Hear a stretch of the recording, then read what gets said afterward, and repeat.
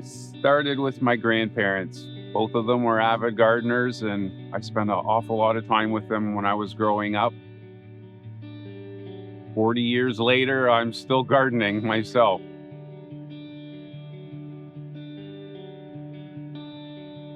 Well, we moved here in the fall of 2006, and the idea was to start a nursery, and we still have the nursery where we propagate plants and we ship them across Canada, a little bit into the United States still. Over time, we've just been evolving into the point where now the gardens are kind of taking on their own life, and even my direction professionally is shifting towards more the gardens. In 2010, I think I made the official commitment in my mind that I'm going to actually build a garden, and they were laid out shortly after and planted.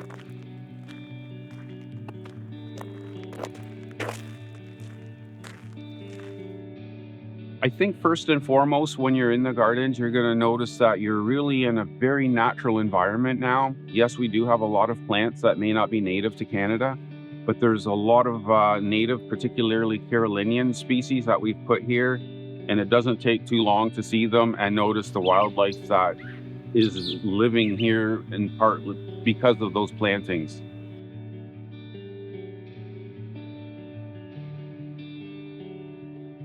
Well, I think the biggest thing that the gardens offer is those peonies. This is the largest collection of peonies in North America. It's probably within the number 2 or 3 collection in the world. Approximately at the moment, we have about 1,200 different varieties and species and hybrids in the gardens, and they're all donated to the gardens. I enjoy having people here, and I love having students, especially from horticultural schools, coming in from university and the colleges. It's nice to see younger people getting into the trade and into this particular field, because it is still a lot of work. It might look all pretty and everything, and you are in a nice environment to work in, outdoors especially, but you have to take the good with the bad, and they're long hours, and plants are living entities as well, and they need care 7 days a week. You just don't go away for 2 weeks, and it's just sort of how that works in the green industry. I was a musician or a composer long before I started gardens. I almost made a career of it. My travels through Europe in particular, I noticed that there's this real assimilation with arts and gardens together. It could be performing arts of anything, whether it was dance or singing. I've been trying to marry these two elements for a few years. I think I've done it. When it comes to writing music now for the fountains, I specifically write a piece of music to make sure that that water will do something interesting.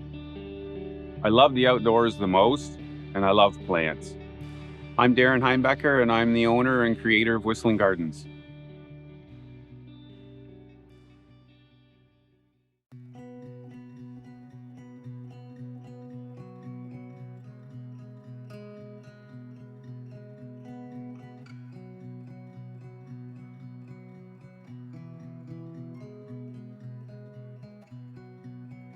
We saw this place on a digital ad, actually, and we were sitting at home and we just were awestruck. We just couldn't wait to come and see it.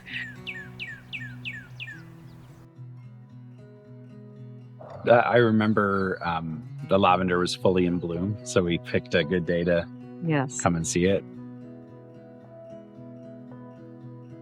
I fell in love with all of it. Like, it was really hard to just fall in love with one thing because there's just so much beauty everywhere. I was so excited to learn about the lavender and to learn about the grapes, and then to taste the wine and to taste the cider and to try the products, and then to go in the house and then to hear the history and to walk out, to the great big large pond, and then to see the birds at the wetland. Like, it was just its own story unfolding, just every moment, every second, every moment that we came here and explored. It was like a dream unfolding, like a really, really amazing dream unfolding. We came in and bought, I think, one of everything, Yeah. and just went home and opened one after the other and giggled to ourselves because they just kept getting better and better. Yeah. And we didn't have a dud in the lineup. And so we'd open this bottle and then we go, oh my gosh, this thing is so good. And then that was really exciting to Yes. sort of get to feel that pride and go like, oh, I could own this. Our 10-year vision is to have an environment where we have so much diversity that we're able to, walk through and be able to pick food as we're walking and talk about all the diversity of plants and have them identified and have people learning.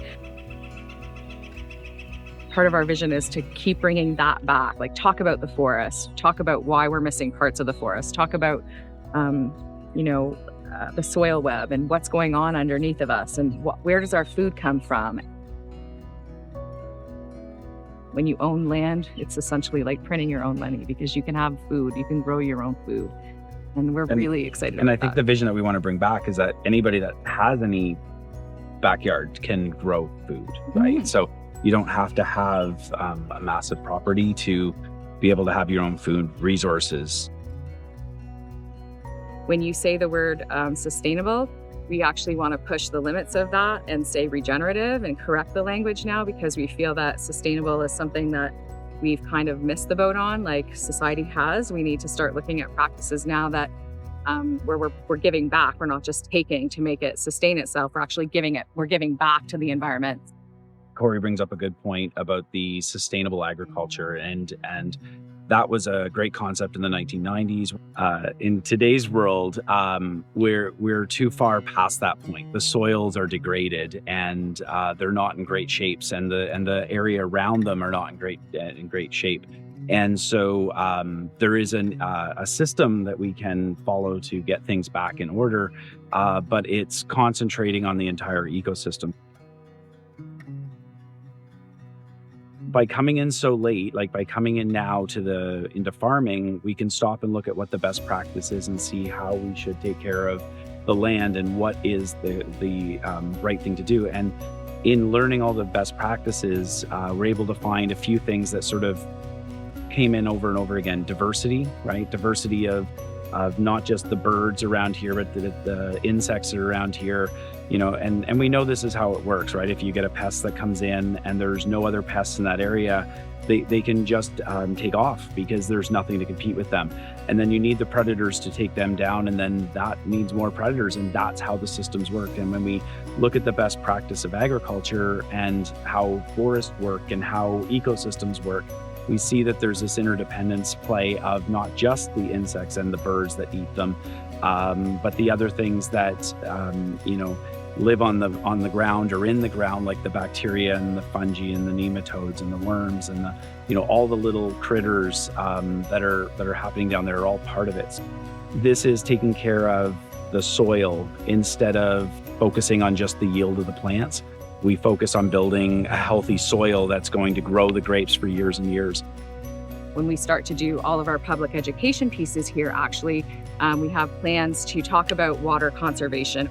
We have plans to talk about the bees and the Carolinian climate that we have here and educate people about that and why it's important and how agriculture has actually impacted the livelihood of some of the critters that we need to do our pollination. We feel that we have a large role to play in helping the community understand better, more sustainable food practices. What does that look like? B, how do we, move away from some of these old ideas? I'm Corey Curtis. I'm Howard Crocker. And we're the owners of Bonnie Heath.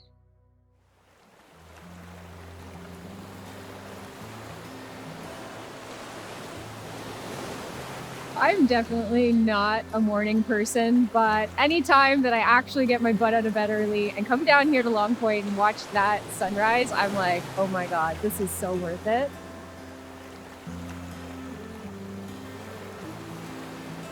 It is so beautiful, and there's nothing like it at all. This place is magical. There's something about the energy here, being by the water. having such an expansive view, it feels like you're on the ocean. You can just see for so long. And especially this early in the morning, there's nobody else here. So you kind of have the whole place to yourself.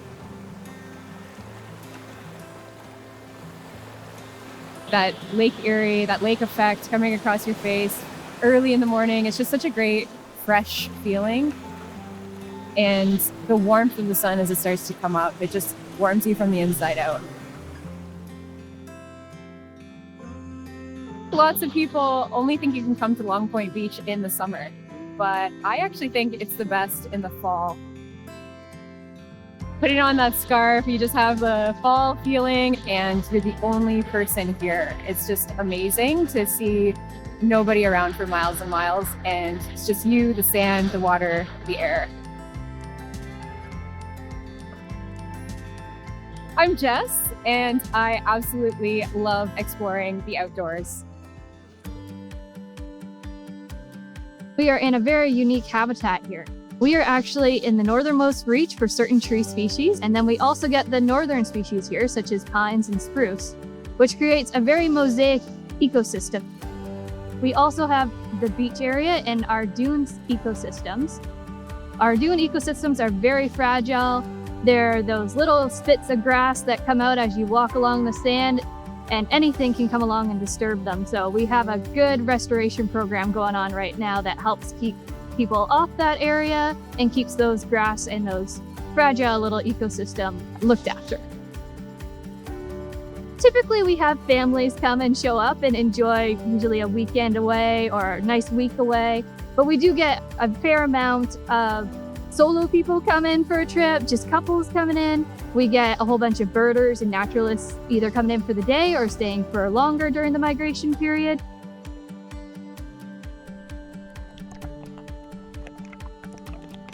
We hope that everyone that comes through here will get a nice, good education on this amazing place here, which is unlike anything else in the world, really.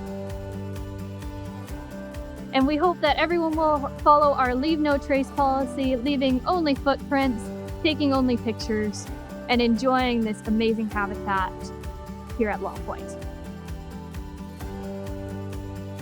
My name is Christina Sims.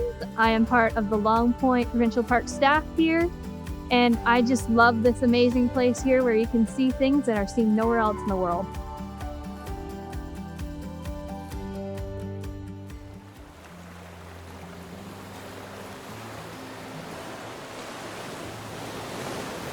It actually takes all your worries away. Just open mind and open thought to just look into the water and along the sunset.